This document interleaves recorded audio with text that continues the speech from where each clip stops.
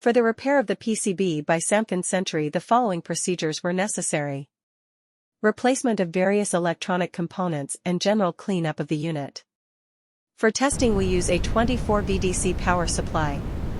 When we connect the PCB to the power supply, the LED lights up, indicating that it is responding accordingly. No further testing is possible due to the absence of additional units.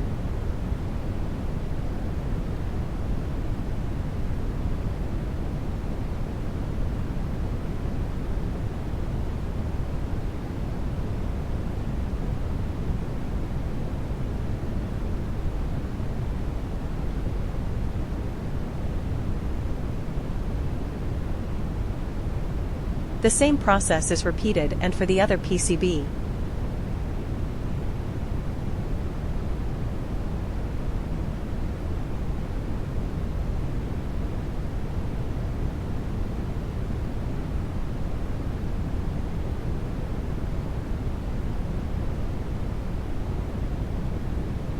It is now clear that the PCB by SAMKUN Century is working successfully and is ready to be delivered to the client.